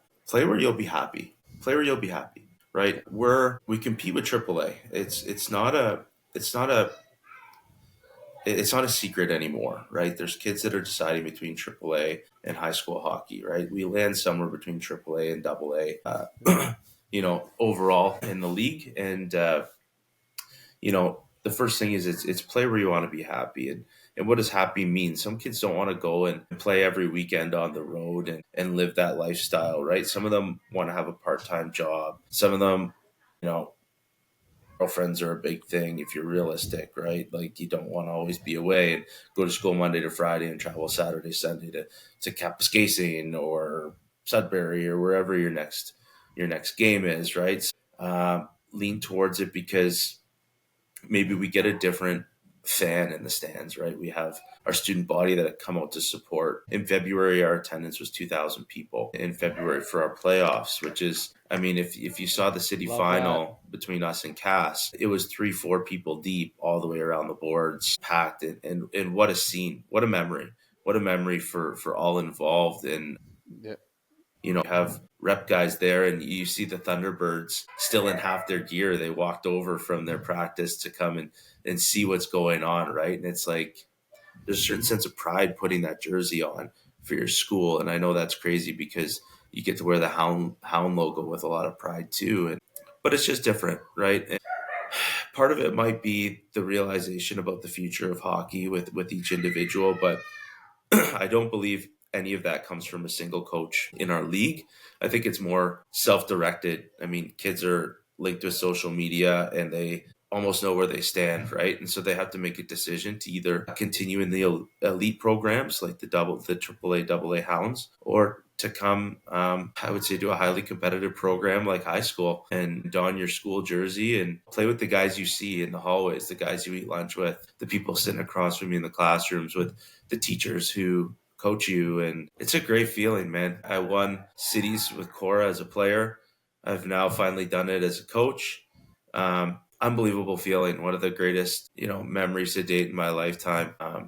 I've loved every second of coaching the Cora Colts, but it's beyond the Cora Colts. The Grecos, Jamie Greco, Tom Herndon, Bobby Gilbreth, blast from the past. He's on the other side. An old Core teammate of mine. They do a wonderful job with Spear Heights, and Josh Dunn and Duraz and Boots did a wonderful job with St. Mary's, and Spencer Lawrence and the boys did an unbelievable job with Cass, getting that group to buy in, to come out. That was a group of 50ers who decided they were going to come back and try to do something special, and they were special. They were an unbelievable group, extremely classy, very respectful, talented dogs, and I have a lot of wonderful things to say about every team in that league and the group of young men and coaches that made them up, really. So I think it's a great place to play. Well said. Trudes, I'll give you the final word on it. There's always something that Angelo Bombacco said to me that I will always remember, and especially, Dave Torrey kind of mentioned it too, and I was at the Hound Camp back in the early days, let's call it. It says, if you're a good hockey player, we will find you anywhere. And there's also the fact that he also said on top of that, in the same breath, essentially, that we'll find a new hockey player, especially in this region, every 5 miles. He said 5 miles, but I'll say 5 kilometers, just to reference Canadian. So Angelo Bombacco, legend, obviously well known when it comes to the Sioux Greyhounds side of things, which segues nice into this Chuck Puck segment. But Trudes, I'll give you the final thoughts about, the overall exposure. You've been in the background, worked in the background with the Hounds. We won't dive into everything that you did there because you're obviously a big part of the team, but you've seen the team grow and kind of what they do. And in the community, it's a hardworking town, a hockey town. And I've said on this podcast multiple times that I don't think hockey is the same as it used to be, but I don't mean it that in a negative way at all. I'm just saying that there's opportunity to get back to where it was, and it's getting to that point. And guys like Dustin and individuals like your parents, yourself, the passion. And you know what? Despite the fan page saying what it does, even at times, the passion is there in Sault Ste. Marie, and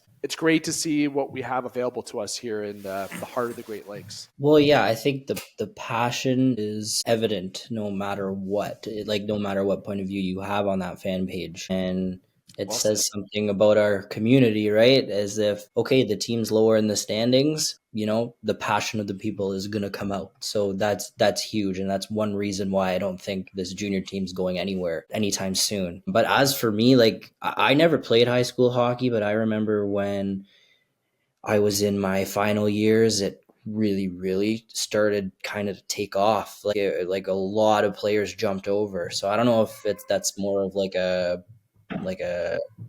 interval thing, or if it was around 2014, 2015 that it really took off. And I know the coach of Cass, Jack McLeod, and he was always excited to come to the Sioux. And I caught a couple games this year. It was great hockey, and the exposure was great for the kids. Good. It's quite the atmosphere. My cousin played. He was in net for Dustin a couple of years ago, and just the atmosphere that he went through being a goalie for Cora, playing against St. Mary's he went through the juggernauts, man. He like, was the last right, guy standing for us. And if you know him, like my cousin Matthew, he's your number one stereotypical goalie. He was just like, yeah, whatever. Like they're all taunting my name. Yeah, whatever. It's just Weird breeds. So awesome young man. So he is an awesome young man. So a lot of the kids that you coach, or a lot of the kids that play, sure, they may not be going to major junior into the NHL, but growing up, I can't imagine my life without sports. Like I learned so many lessons playing sports, playing competitive baseball and semi-competitive hockey. So it's a great way to spend your time as a young athlete, and you learn the lessons you learn. You will take with you through the rest of your life. So whether you're playing high school hockey, junior A, major junior, junior C, men's league, hey, it's all relevant. Have fun, stay safe, and exciting time of year for everyone we got coming up here. So let's get out. Well said. Dustin, extended overtime here, but we're going to call this. We never do that nowadays. Believe it or not, we have extended a couple times on this segment, but you know what? This was expected for me. I wouldn't expect anything less than to have us three talking about Sault Ste. Marie, the Hounds, high school hockey, billeting, the content that we went into today. I think everyone has a lot of interactive pieces that they can get into and be a part of that. I hope they were able to enjoy hearing this piece from us. But Dustin, I want to say thank you to my friend as we wrap up Chuck a Puck for taking the time to talk Hounds, talk billeting, talk high school, talk your thoughts about the community and contributing, and just showing your face back on this podcast, where the last time you were here, it was called the Game Sports Show. Okay. It's now had the Game Sports Podcast. We were on live radio before. Now we're uploading on the other side. There's been change, and I add a zero to your check every week, as I said, but you're an original host on the show, where we used to record in the pocket in your kitchen when you lived on Devon Road. Okay, the first ever In the Pocket segment, which was a name that was done by Dan Fanton. I took that name from him because he was supposed to join our show, didn't. So I kept the name, told him I was going to do that. He's a fan. We haven't looked back, but it's great to see you come back on and have you on more as we can and when appropriate. But I appreciate everything that you did for today's segment. Man, it was awesome. Yeah, no problem. I appreciate that. To Trude's point too, because I feel like, if any listeners are in that Greyhound fan page, I think, the light that we may have broadcasted it in, I didn't want it to come off as negative. I like the fan page. People are incredibly passionate. To Trude's point, I think their passion is reflected in how well we've done historically, and how successful the Greyhounds have been historically, right? And if you're a dud of a team all the time, nobody's going to be passionate about you. I think their passion speaks to how well we've done over the last 20 years, right? In terms of how much success we've had. We haven't won the big one, not yet, but our time's coming. Love that. G, thanks again. And G was in my wedding party at my wedding. It was a great wedding. That's a year ago. I don't remember it. That's We're close. Yeah, it was a great night. And Trudes, I want to say thank you to you, my friend, as always. Extra time today, but fun and great. And I gave you a treat today with a surprise guest that you didn't know was happening. You can attest that you didn't know that was happening. But as always, every week, man, I appreciate your time and your chats. Yeah, thank you. Yeah, I'm biased, but the Greyhounds have the best fan base in the league and in the world, right? Like, so I mean, we hold everybody accountable, like, you know. So that's a big thing. Like Dustin's saying, if your team not doing well, they might move to Brantford or they might move back to Brampton. So we're so fortunate. Definitely, like, we won't be going anywhere anytime soon. The red and white stays. So go Hounds go, as always. That's my sign off. Love it. Gee, thanks again, Trudes again. And to leave the listeners with a fun fact, the London Knights hold the unfortunate distinction, let's call it the OHL team with the most losses of all time. Fun fact. The London Knights record-setting streak was 31 games. Yes, I pulled that off of online, but I wanted to share an interesting fact because the show has been full of good points.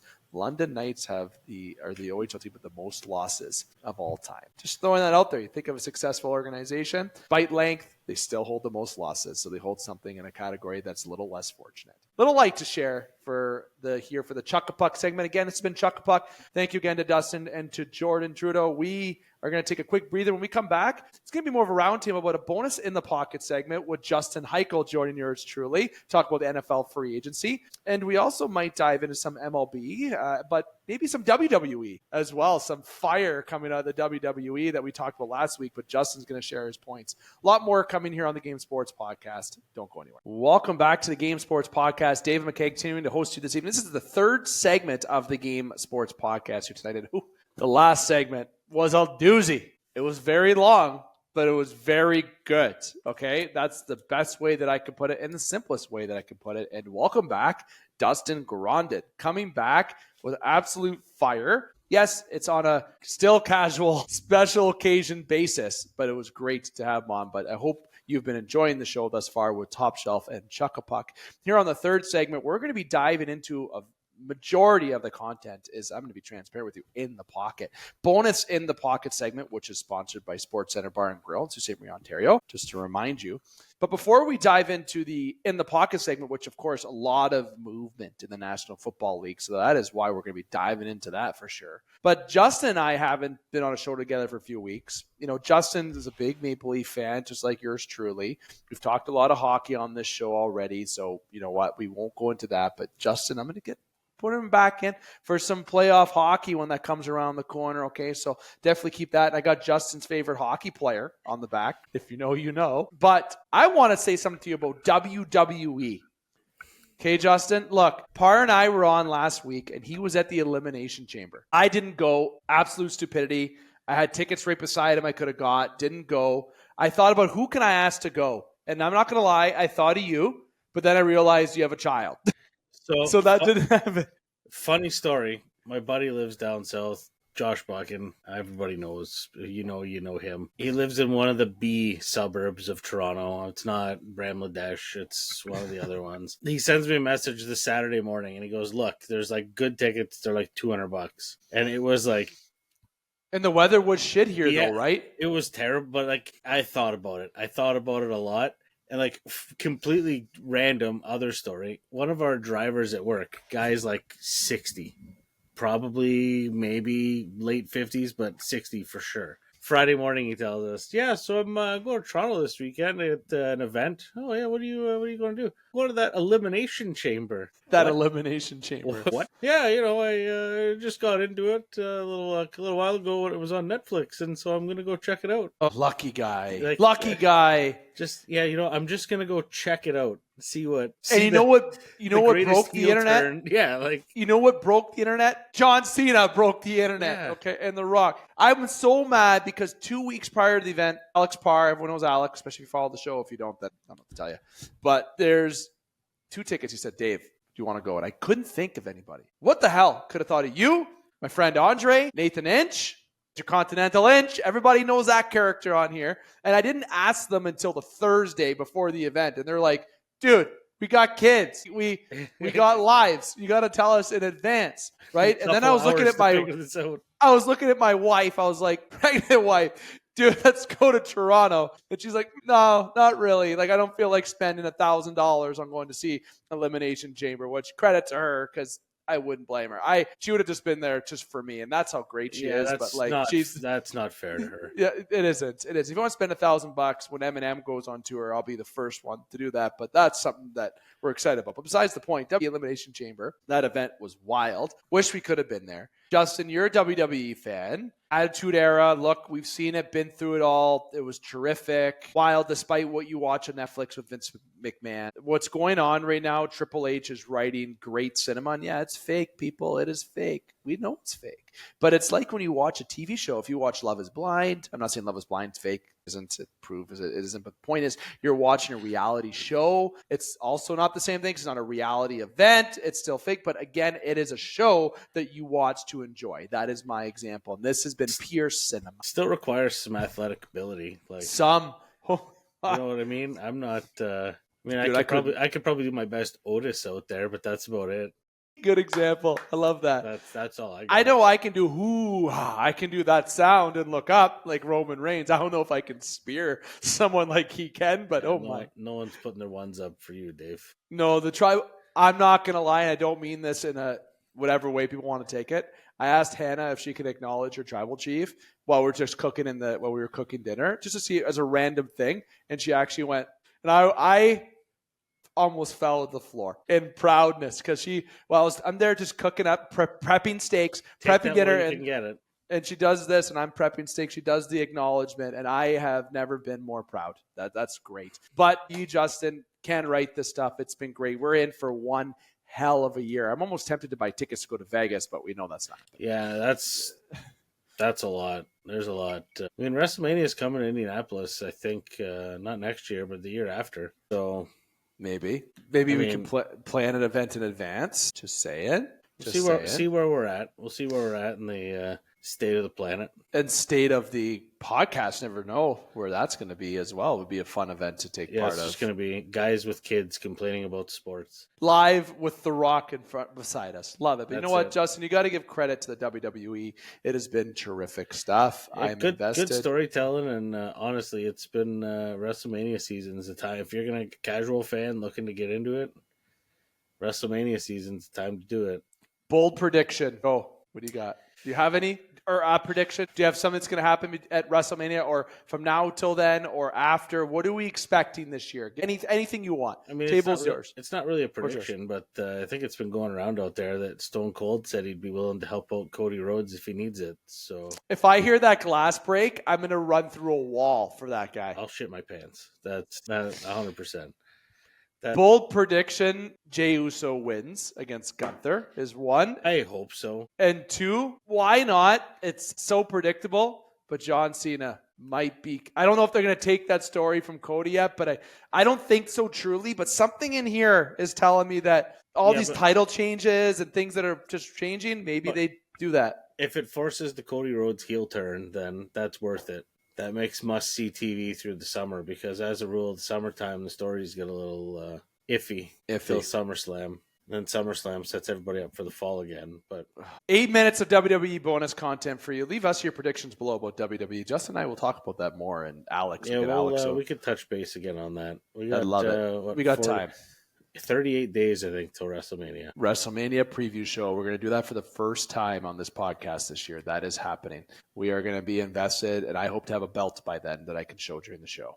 All right, we made a promise to ourselves about time, and we ate up a little bit. We already blew that. So in the pocket segment officially starts now. Oh, just kidding. It's been a segment the whole time, but bonus in the pocket content is what I should say is going to kick off right now for you. Free agency season has begun. We are invested into all the moves, everything that's happening. Justin, give us some highlights and some takeaways that's happened in the past, never mind 24 hours, the past week it feels like, but everything that's happened that the listeners want to be caught up with. All right, well, we're just going to do some rapid fire here through the big ones. We'll start with the Bills. I mean, Josh Allen, big new deal, $330 million. That's a pretty juicy one. Bills added a few receivers. Well, Josh Palmer re-signed, Shakir. The other big one is Joey Bosa signing with the Bills.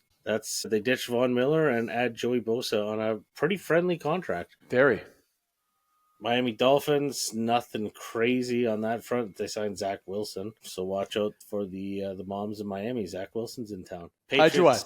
Patriots, yeah, hide your wives, kids, whatever. Just hide your wives. Patriots bringing in backup quarterback Josh Dobbs, the Pastronaut. Other than that, Great Mac example. Hollins at wide receiver and Austin Hooper at tight end. So getting a few weapons out there on offense, but nothing crazy. Still building it up there in New England. Justin Fields signing a 2-year with the Jets. So the latest victim to play quarterback for the New York Jets. I was kind of hoping we'd end up with Fields in Indianapolis, but we got a gift instead. We'll get there shortly. $15 million signing bonus, $30 million guaranteed for Fields. The Jets are investing into the promise that he showed with the Steelers this past season. I mean, he's not a bad player. No, Steelers helped. I think the Tomlin effect really helped him playing in that system, and I think that helped get his confidence back. I think he'll fit well in New York, but I don't see a playoff push by any means. No, I think they're going to be more competitive than they have in previous years. Yeah. Nothing against Aaron Rodgers. It's just tearing your Achilles and then playing for the Jets is a bad combo. Mm-hmm.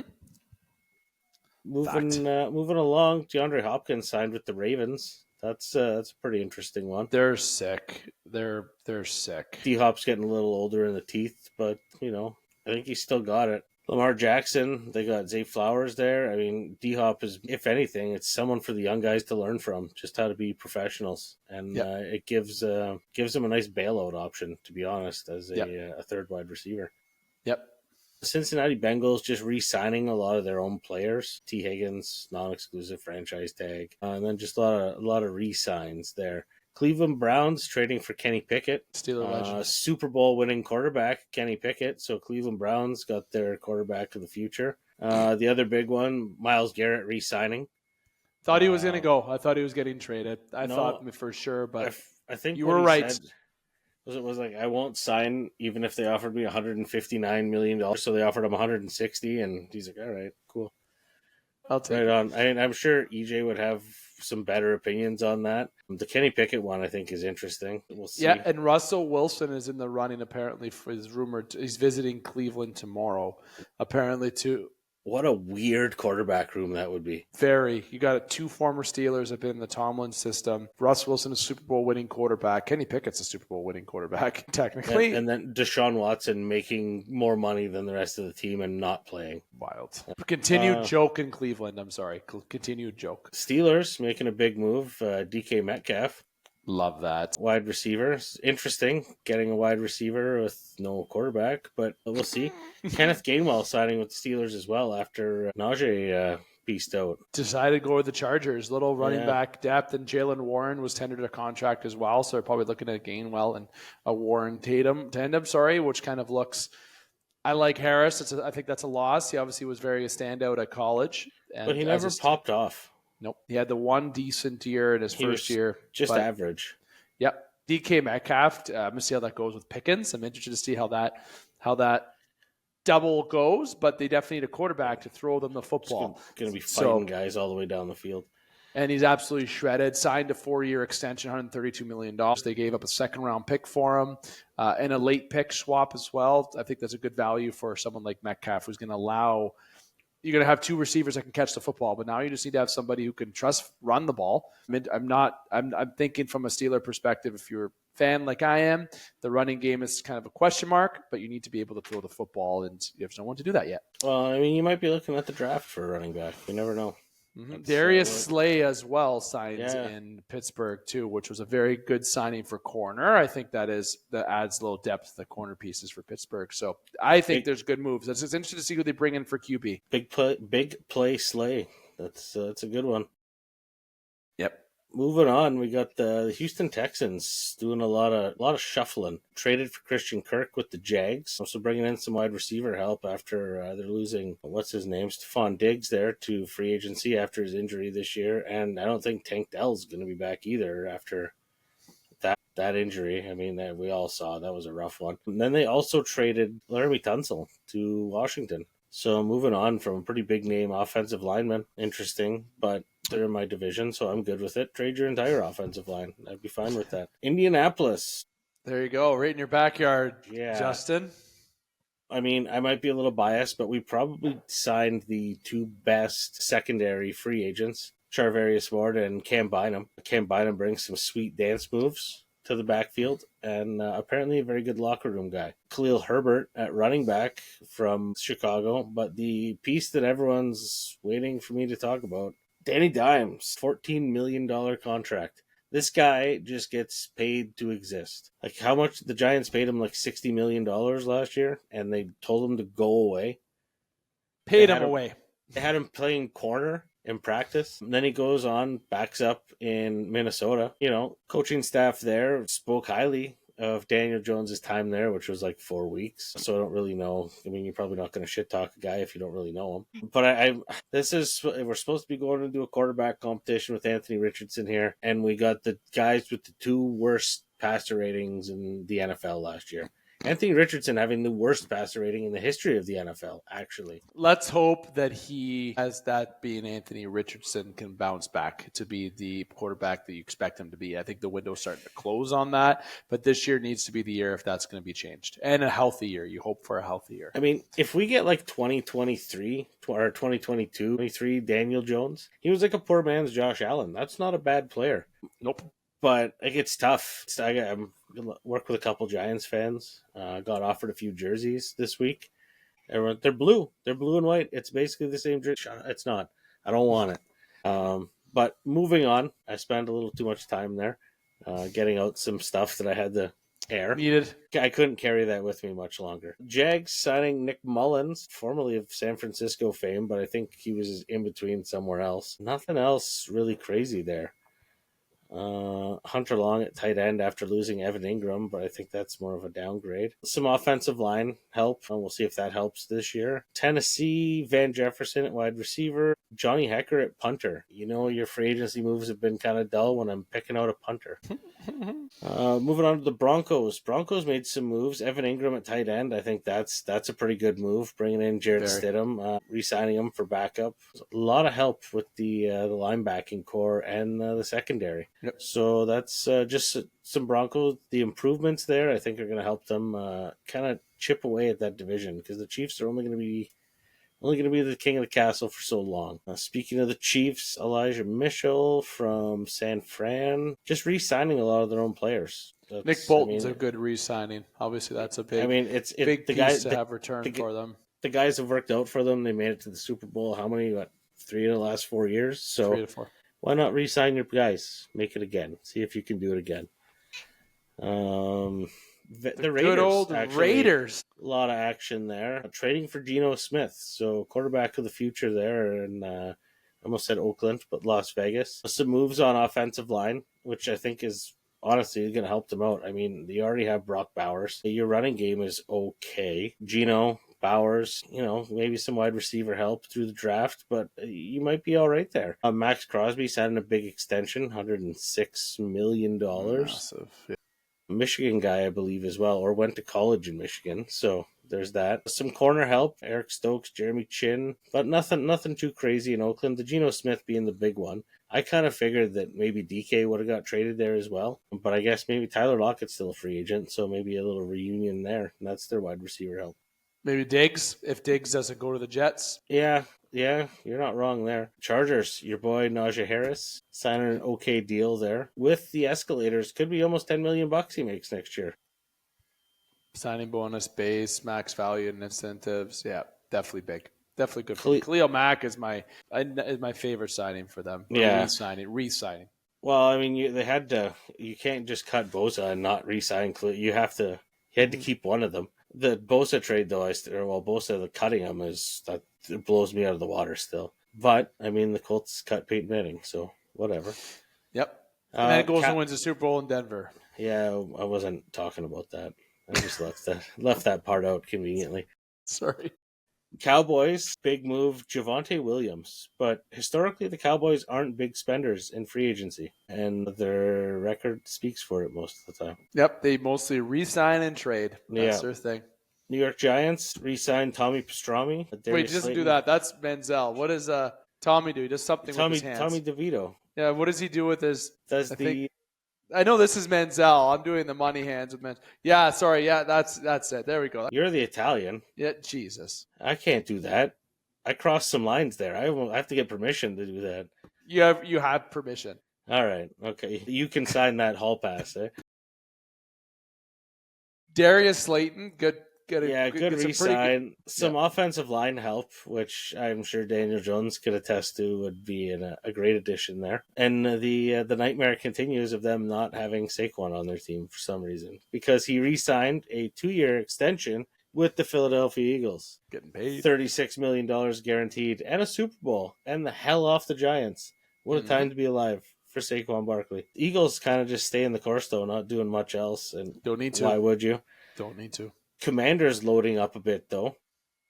I love the Mariota. I'm a big fan of Marcus. Everyone knows why I love Marcus Mariota. He's the reason why I started loving college football, for the most biggest reason being an Oregon legend. But again, love that move there. And they got depth at quarterback. Deebo Samuel. Sorry, I took your fire here. No, that's fine. Roll with 5th round pick. I almost think he should have got a 6th. I think you can get a 2nd for Deebo Samuel if you got a 2nd for Metcalf, to be honest with you. Jeremy Nichols, good signing there, re-signing there. You still have a bunch of pieces coming back like Ertz and Bates. You got some depth everywhere in pieces that's going to give Daniels the tools, and loving it.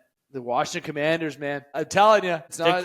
They could be a wagon. They could be an absolute wagon. NFC North, Chicago Bears, a lot of offensive line help. I mean, like, established offensive line help. Like, they got some Pro Bowl players, so I think they're pretty serious about protecting the QB and see what he's got in year 2. I think they've kind of given him all the tools they can give him to make that offense work. New coach, Ben Johnson, the offensive guru. So we'll see what they have going on there. Lions just re-signing a lot of guys, defensive players. I think they're kind of cap screwed. I'm not 100% on that, but same thing with the Packers. Packers are also kind of cap screwed. Yeah. Vikings spent money, a lot of... Yeah, the Aaron Jones re-signing kind of surprised me. I thought, 2 years, $20 million seemed like a lot of money, but you know what? If it's working for them, keep on keeping on. They also signed half of the Colts offensive line to a lot of money. Ryan Kelly, great center, very durable guy. A little upset to see him go. Will Fries got a ton of money, and he was hurt most of last year, so I don't know on that one. We had a 5-game sample size, really. $88 million is a pretty big pill, so you know what? Make your money, man. Good on you. Some secondary help. Isaiah Rodgers signing there. On to the Atlanta Falcons. Nothing crazy. Jake Matthews, some offensive line help. And Leonard Floyd on the edge. But again, I think they're kind of toast with the cap with their 17 quarterbacks all making a ton of money. Carolina Panthers, just slow and steady. They were chipping away at the end of the season there. Started to get really interesting to watch. So re-signed Andy Dalton, another 2 years. Some stability at backup QB for Bryce Young. And then, J.C. Horn, re-signed him for a big deal. $100 million. 4-year extension, big signing there, Carolina. One of the best young corners in the league. Good on you, Carolina. Have another good draft this year, and you know what? That division is wide open. Yep. The Saints are in cap hell. They re-signed Chase Young, and I think they're still like $50 million over the cap. So they've got some restructuring for guys there to put a team on the field. And I don't know. I'm not sold on Derek Carr at quarterback. Whatever. Tampa Bay re-signing Chris Godwin, re-signing Levante David, bringing in Hassan Reddick, so that only adds to a defense that's pretty solid. And I mean, the offense was great all year, so you just keep rolling. Let Baker do his thing. Cooking NFC there in Tampa. West, Cooking. Yeah. Cardinals bringing in Jacoby Brissett at backup. A little bit of offensive line help. A lot of help on the defense. Josh Sweat, that's pretty good. Pretty big move, and he's getting paid there, $76.4 million, 41 guaranteed. So not only do you get to go live in Arizona in the desert, you get $41 million guaranteed in your bank account to do it. So good on you, Josh Sweat, for getting paid. Here, okay, hold on. See if you can hear this in the background. A little bit of a clapping. No, we can't hear it. We can't hear it. I psyched everybody out, but here it is. I'll do this. All right. There you go. The Rams, Jimmy Garoppolo re-signing, Matt Stafford re-signing, Tutu Atwell re-signing, big move, cutting Cooper Kupp and replacing him with Devontae Adams. I'll let you guys be the judge in the comments whether that's a upgrade, downgrade, no grade. Or a no grade. It's a no grade, but you cut royalty. You cut loyalty, someone who's been part of that team, big part of their Super Bowl win, obviously wanting change. So I don't think that was the right move. But no, talking about cutting players, San Fran Just letting everybody go. Not really any notable signings there, just notable leavings. Leavings. With Ayuk gone, Debo gone. Same thing with Seattle. Like Geno, Tyler Lockett, DK. Like that's the Seattle Seahawks. Everyone pretty well knew. And Sam Darnold getting paid. Yeah, $100 million. 3 years, $55 million guaranteed. Okay, $37.5 million in year one in this deal. $55 million guaranteed. $100 million guy is Sam Darnold. This was a guy that was drafted by the Jets, went to Carolina, started getting some stuff together, went to Minnesota this year, was an unsung, underrated, whatever player for the Vikings, had a very good season, and now he's cashing in. Warning Seattle fans, don't expect that again, especially with the tools that they have for him right now. Marquez Valdez-Scantling's not going to be the guy that's going to... Justin Jefferson. It's not. No, it's not. Overpayment, probably the biggest signing that I think is going to be a bust. I just don't get it. Bust. That's all. I mean, they have a running game, but they got rid of all their wide receivers. All of them. And they got rid of literally the guy who's the most shredded wide receiver in the NFL. Thank you, as a Steeler fan. And you lose, that signing, we're going to be talking about it by week 6. Week 6, try to remember this conversation where we're like, why did they sign Sam Darnold to that money? They're going to be 1 for 4 by week 6, whatever, 1 for 5, whatever. That's going to be their record. Bold prediction. And if I'm wrong, I don't mind it. But if I'm right, I sound smart. So either way, it's a win for me. There's no loss to that. Good on Sam Darnold proving me wrong. But no, 1 and 4, 1 and 5 start for Seattle. Telling you right now. That pretty well wraps up our notable sightings. But one of my observations through all this is $25 million in the NFL is $4 million in the NHL.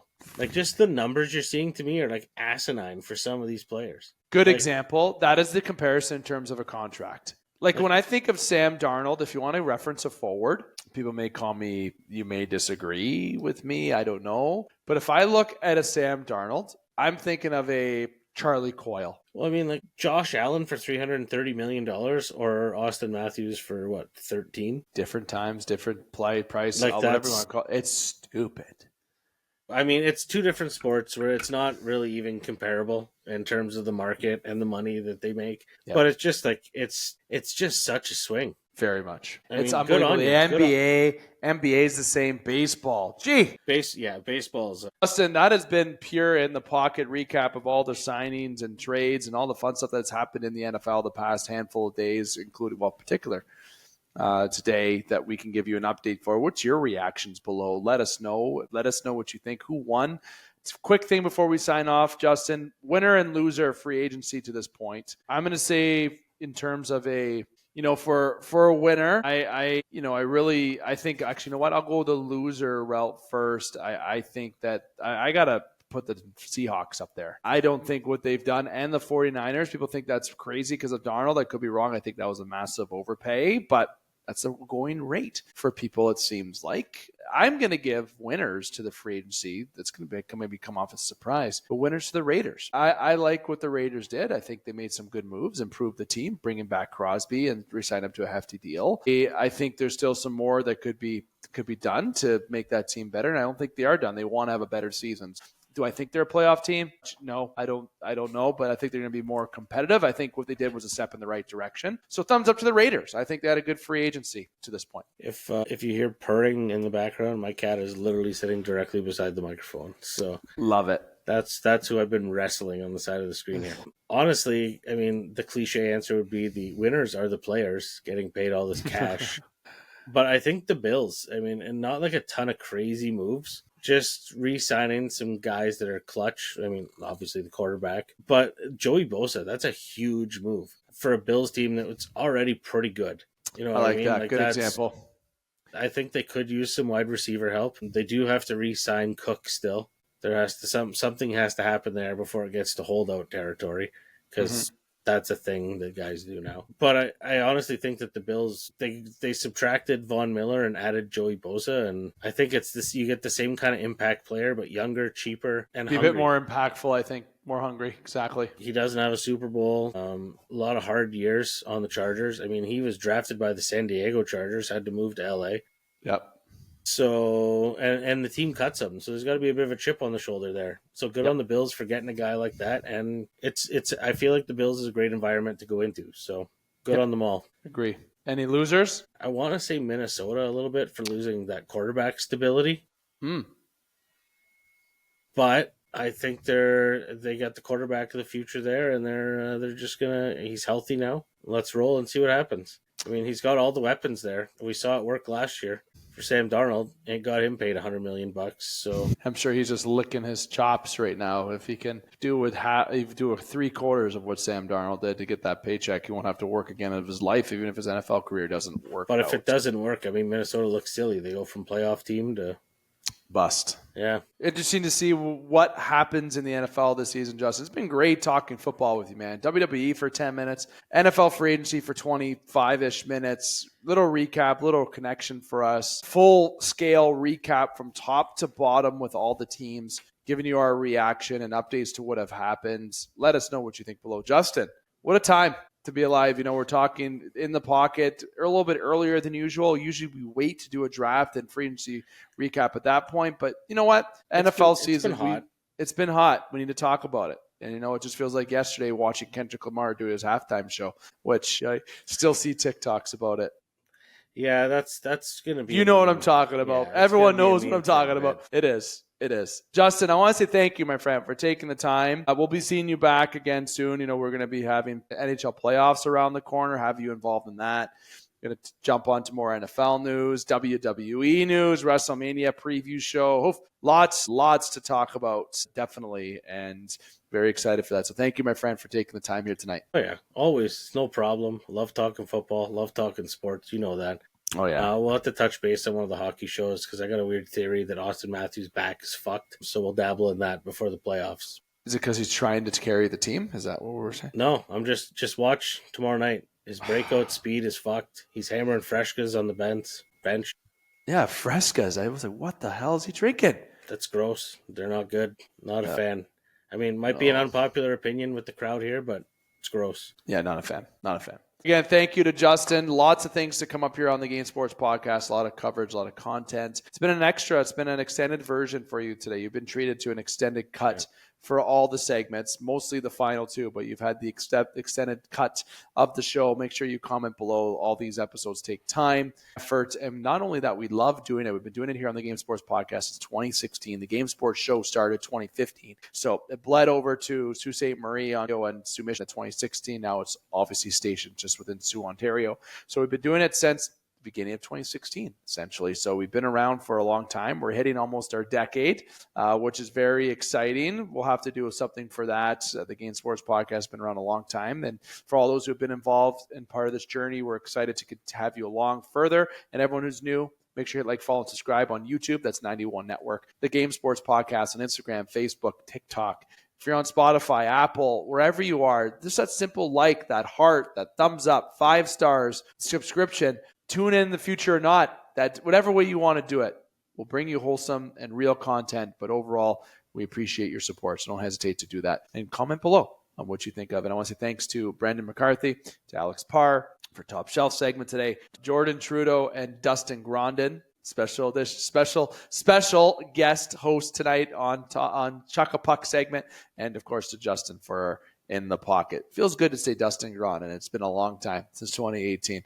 Been able to say that on the show. We hope you enjoyed tonight's episode. Vintage. It literally feels like a reunion show that we just had. We're just missing a few pieces, especially for In the Pocket. We're missing a couple pieces of the vintage edition. Matt Primo and Jamie Antonello, just to name a couple. Again, thank you, Justin, for the time. Hopefully everyone's enjoyed their March break, and we'll be back here next week for another edition of the Game Sports Podcast. So make sure you keep tabs and an eye on that. I'm here to remind you, keep your stick on the ice, swing your bats, catch your touchdowns, drain your threes, and shoot your shots.